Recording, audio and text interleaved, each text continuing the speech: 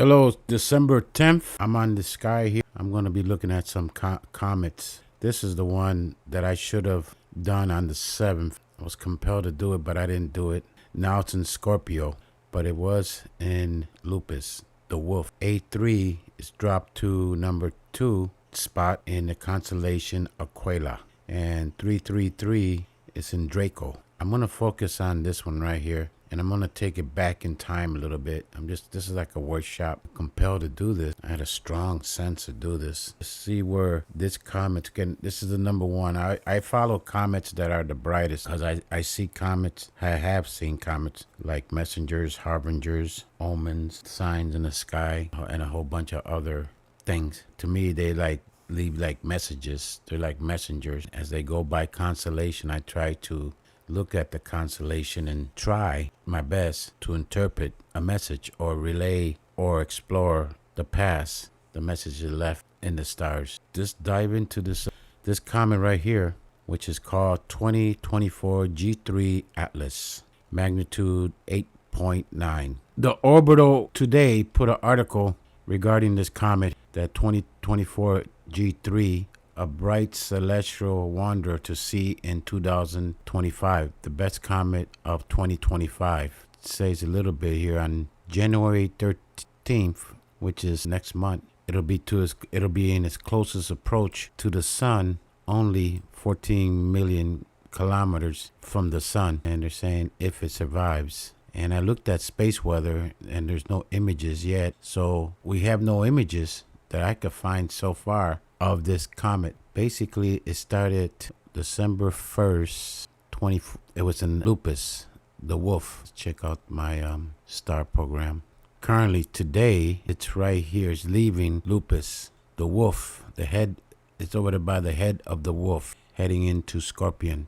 But if we take it back, okay, on December 5th, it was in the head of the wolf. There's a lot of mythology and symbolism of the wolf through all cultures. Now the 7th, this is when I was compelled to do this right here. On the 7th, it was right here. And we had Comet 12P right here, also Lupus. So we had two comets. The comet of the one day 12P, which was, just left the spear. It's in the constellation Norma, which used to be part of, way back, Scorpion constellation, heading towards the altar. I made a mistake. It's going to the altar, the sacrifice right here. But if we take it back, let's take it back to the 5th, where it was. I made a video about this a while back when it was at the spear. I think it was December 1st video. So we had two of them, and I'm going to do a little diving into this constellation, which used to be the Centaurus constellation. Here's a little facts about the constellation. The wolf right here is ranked number 46 among the existing constellation in terms of size. Was part of the neighbor constellation sacrifice made by mystical centaur. Okay, so it's the wolf. Little history on this. The meaning and symbolism, which means wolf. It looks like a wolf beast. Offer this animal as a sacrifice to Adra, the altar. The Hebrews called it, which means to be killed. Okay. The Babylonians referred to it as the mad dog, a part hybrid creature with a human head and a torso, and the paws and tail came from a lion, association with the sun god and the buffalo man. Chinese called it this name right here, and it was part of the Eastern, symbolizing the Eastern dragon. Now this star system right here in Lupus, Alpha Lupe, is also called the Men, big giant blue-white star. So this is the only constellation star that's referred to men. Sacrifice. Now it's getting interesting. There's a lot of videos on the wolf, the lone wolf, Native American legends. So this, in January 13th, it's going to be really close to the sun, and it could burn up, it could fragment. Looking at constellation of word, has a lot of Centaur, Centaurus, religious nature, adjacent these constellation here, which is the altar, sacrifice, the word wolf from the German. Let's take it all the way to the ancient. Here's something caught my eyes. The vampire is sometimes regarded as an example of that right there. The vampire was linked to the werewolf in Eastern European countries. In Siberia, the werewolf and vampires are known collectively as one creature. Okay. That's getting really interesting. Okay, during the time the Euphratean cylinders, this is way back during the time of Samaria, was known, I can't pronounce that name, the beast of death, or star of dead fathers. Yeah, okay. So let's look at these cylinders here. Okay, these are the cylinders back and during the time of ancient writing. This is like, now we're going way back. Now we're going way back in time.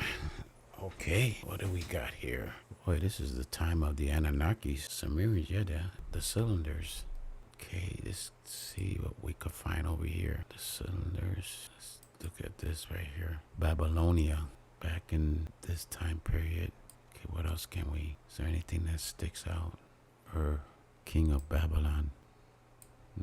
The oldest son of Nebuchadnezzar. It goes way back. See, it talks about so these are the cylinders. It's in the British Museum. Wow, a lot of history here, a lot of reading, enough to bust your brains. I'm seeing what's sticking out. I anoint it with the oil, perform of sacrifice. Yeah, the Anunnaki, the lady of warfare, who destroys the evil ones. What else do you see here? Well, this puts it in Mesopotamia. This puts it over there by the Euphrates. Was the Euphrates River? It was probably written during the reign of Cyrus the Great. Yeah, the Euphrates River. That's where it is said to be the Garden of Eden, the birthplace of civilization. The name of God, where's Cyrus? Okay, King Cyrus. Not a mention of King Cyrus. They were like prisoners. When the prisons of open liberty is restored to those who were surrounded by oppression, all rejoiced upon him as king. Wow. Okay. This constellation, Lupus, the wolf. Let's see what else we could see here. We could find here something that sticks out. I mean, it's a lot of reading. I'm just going as fast as I can, reading as fast as possible. Here it is again. And the Euphrates is probably the star, left hand, the horn, both. Euphratians, prehistoric people, Euphrates River, that caught my attention. A river, longest river in Western Asia. So it takes it find myself all the way back to the Euphratians.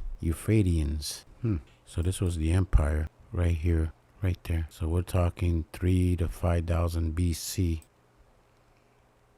So that was the empire.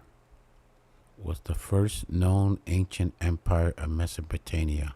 It's here, right here. So that's where those tablets. Let's look at so it bordered with Kuwait, Iraq, and these were the name all the way up here by Syria, where Saudi Arabia, the Euphrates River, basically. Go back, just glance at this. Now it's getting really interesting. Yep, that's right. The ancient Mesopotamia back in 3 millennium BC. So they call it the beast. What else did they call it? I forgot already. The death of the fathers. Wow, that's crazy, especially what I'm into. So that's how they view that constellation. It led me all the way here. I mean, I could go on and on and on. So it goes all the way back as far as before this empire destroyed by a flood. The flood in the year which blah blah blah, they'll lay the foundation of the temple of the goddess and the god in Babylon, which defeated the king of. Boy, this is something I could get into, guys. Take my time and read it. But how did I get here? So I was talking about the comet and the constellation, and it led me all the way back to where the Garden of Eden originated, was said to be. And these are the countries right now, right here: Saudi Arabia, Qatar, Oman, and the Arabian Peninsula. This right here. Well, go to Mesopotamia. Let's take a look at this. Okay, so the Euphrates River. My goodness, a lot of culture. Now we gone way back, way back. And yeah, this is where civilization. Look at all the time periods. I think that's collect 7,000, 12,000 to 10,800 years ago. Be collected by Turkey during the flood, I guess. Well, okay, there's the empire we're talking about right here. This one was before, same area. Taking it, yep, same area.